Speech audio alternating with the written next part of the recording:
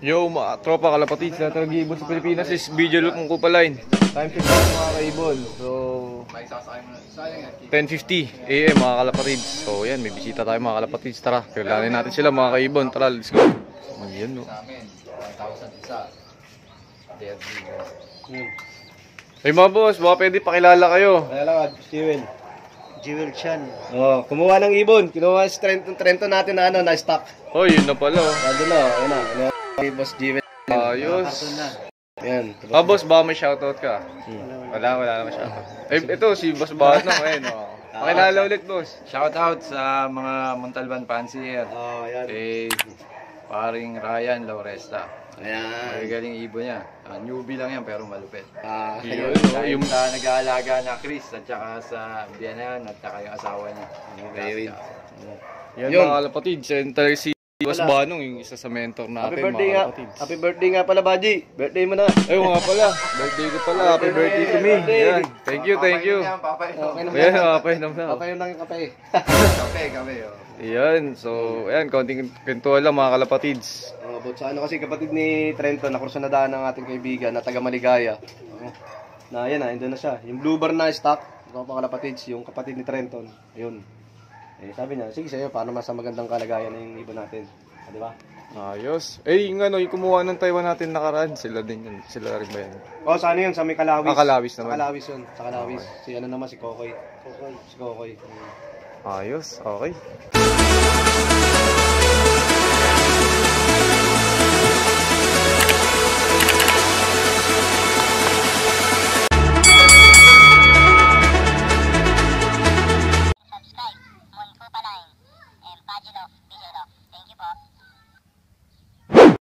Yo, magandang araw sa inyo mga kalapatids. So time check tayo mga kaibon.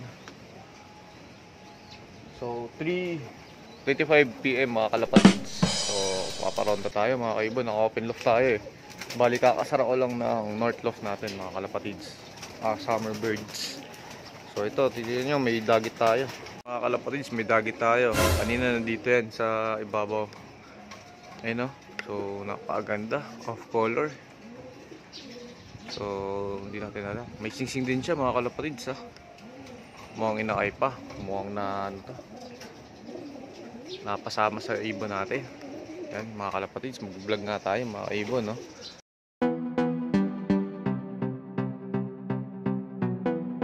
Yun nga pala mga kalapatids, yung update natin sa mga new generation Southbirds natin mga kalapatids. So nailipat na natin sila lahat dito no? So halos lahat na ng mga first batch na inakay natin ay nandito na mga kalapatids sa south section mga kalapatids. So ayan, isa-isayin natin sila, tingnan natin yung mga kondisyon nila dito mga kalapatids. So pero ito, nakikita sila nandito sa aviary. So nakikita lang nila kung paano pumasok-pasok, lumipad-lipad tong summer natin. So sa ganung paraan matututunan nila kung paano pumasok. Ayan no, yun lang naman kailangan nila matutunan no? Yung paano pumasok sa loft mga kalapatids. So yung first batch natin mga kalapatids, so total of 8 birds sila mga kalapatids. So nailipat na rin natin dito yung mga anak ni Santa Ana. So marami na rin tayong mga palabas dito mga kalapatids, mga bagong pairings natin. So ganoon naman tayo, sinashuffle lang natin yung mga ibon natin. Kung alam natin may kaulangan sa line, sa crosses, hindi nag-click, so kailangan lang natin silang i-reshuffle. So ipares sa ibang mga breeder. From long distance to speed, speed to speed, speed to long distance to long distance. So depende mga kalapad sa trip natin. So yun ang kinagandaan kapag nagbe-breeding. So malalaman mo kung anong result na pag nagkakarera na. So ito mga kalapatids, nagpalabas tayo ng Raiso, may Becker tayo, meron tayong dalawang Santa Ana birds. Actually Raiso rin yun. Then meron din tayo Andres Ong, tsaka may 2 times na kakakross yan sa 2 times double Prisco pala, double Prisco mga kalapatids. Then meron din tayo dito Victor Fabry. Mga kalapatids, may Fabry na tayo dito. Ngayon niregalo sa atin ng Bio Pigeon. So tatry natin kung anong kalalabasan.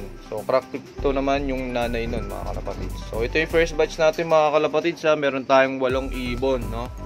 Ayan, 8 birds mga kalapatids. So tingnan natin, update namin kayo. Gawa natin ng vlog yung unang pitik nila. So sa ngayon kasi pangatlong araw pa lang nila ngayon dito sa loft. So kakaroon sila ng familiarization dito sa loft nila mga kalapatids. So nakapwesto naman sila dito, may kanya-kanya silang pwesto dito mga kalapatids. So tinanggal na nga natin yung mga paso, ginamit natin itong nakaraang season ng South mga kalapatids. Yun nga pala, hindi natuloy mga kalapatids yung Tacloban at Catbalogan. So tigil na ang South mga kalapatids. So kung ganun lang din, tigil na din yung ibon natin. So ginawa natin, mamaya update namin kayo kung anong nangyari din sa natira nating ibon nung pauwi natin ng Bulan tsaka Alin Samar. So update ko kayo mga kalapatids. So ayan mga kalapatids, nakapasok na natin sila sa Santa. Bali mayroon silang 2 bagong ibon. Nakay mga kalapatids, din ito nga yung dagit oh. Napakaganda ng kulay niya mga kalapatids. Updatean pa natin. So yun yung dagit mga kalapatids. Ano ba tawag sa ganyang kulay? So malinis na, wala tayong gantong ibon mga kalapatids, no? Nakapagpalabas tayo ng puti nung north, no? Nung north, anak ng African Black Eagle natin.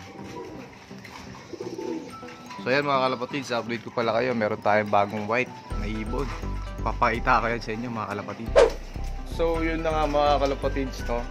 So napakita ko na sa inyo yung first batch ng mga South birds natin, no? Yung new era, no? Yung next generation South natin mga kalapatids. So lalaro yun, no? Next South na mga kaibon. Then papakita ko naman sa inyo mga kalapatids yung second batch. Ayan, ito may pinayahya tayong itlog dito mga kalapatids. So pasok to sa third batch. Ito yung mga second batch natin. So meron tayong ulit na Reiso. Kinuha natin sa Koopman. So yan mga kalapatids. Yan, may isa silang ibon. Malaki-laki na, malapit ng iwalay yan. So naglalagay tayo nito kasi pinaparonda nga pala natin si Reiso Cup. And then ito na nga pala mga kalapatids yung update kila Trenton, yung Alin Samar finisher natin, tsaka Bulan Sorsogon finisher natin. So ayan, pinapaitlog na natin sila dito. Then pinapakawalan din natin sila at the same time, no? So ito pasok din sa ano to, sa third batch na to mga kalapatids. Then ito, meron tayong 2 second batch bird dito. So ito naglabas ang white. Papakita ko sa inyo mga kalapatids. So yan mga kalapatids, yun nga yung isang dagit oh. So meron din tayong ganyang kulay na lumabas ngayon, ngayong breeding natin mga kalapatids. So eto, papakita ko. So ito na nga mga kalapatids. Ito na yung kulay puti natin. Pero parang may pagka ano siya, yellow bird. Tawag dito, yellow check. Yan siya mga kalapatids. Sa magulang niya is Stichelbaut natin, anak ni, tatay ni Pip. Tsaka yung Alin Samar finisher din natin mga kalapatids. Yan ha, naglabas siya ng white mga kaibon. So kaso ang problema natin sa breeding na to, naglabas sila ng maliit. Meron silang reject na nilabas. Kasi ang problema natin sa hen mga kalapatids, si Alin Samar, ayan yung Reiso natin. Bali ano siya, hindi siya magaling magsubo. Kapag nagsusubo tong kak natin, yung puking red bar, bali siya rin nangihingi ng ano, nagpapasubo rin siya mga kalapatids. So nangangailangan din siya ng pagkain. So yan mga kalapatids, so naglabas siya ng kulay puti. Meron naman tayong kulay puti, no? Tinagal-tagal natin nagbe-breeding, nakapagpalabas ulit tayo ng ano, ng kulay puti.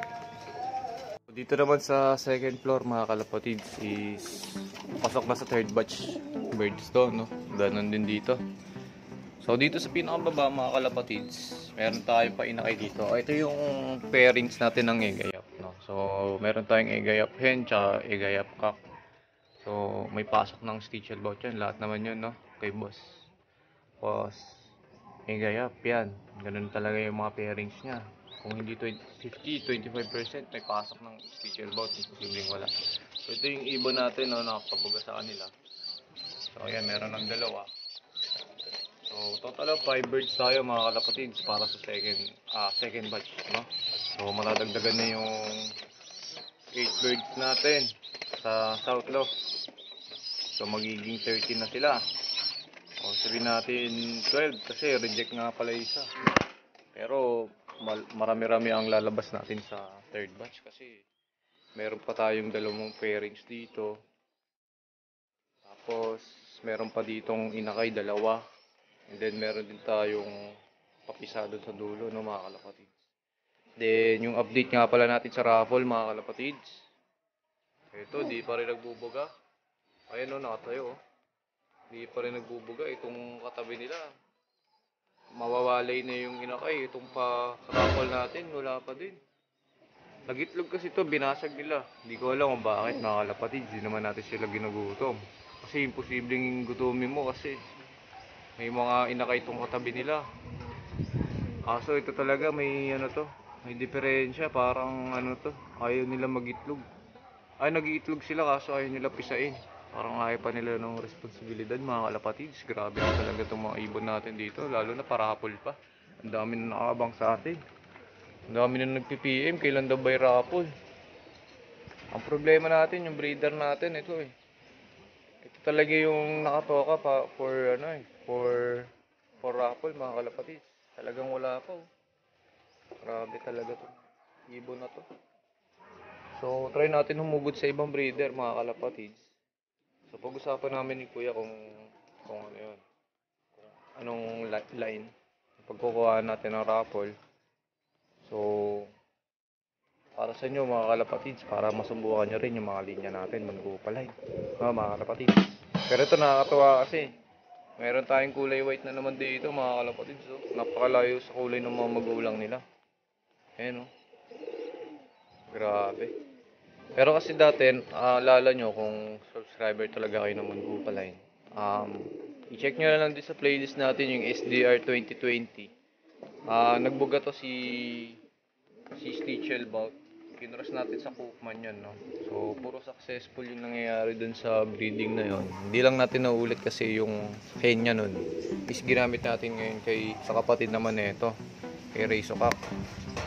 So, kung matatandaan nyo yun, yung SDR 2020 natin, nakapagkarga tayo ng first lap, second lap nun. May makita tayong milky. So, ganyan na ganyan yung kulay mga kalapatids, no? SDR 2020 natin. So, nawala yun dahil nagsusubo yun habang nagkakarera.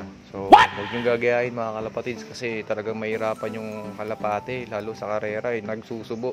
So, sa kanya lang namin tinry yun, yung ganun sistema, yung hinayaan lang namin nagsusubo.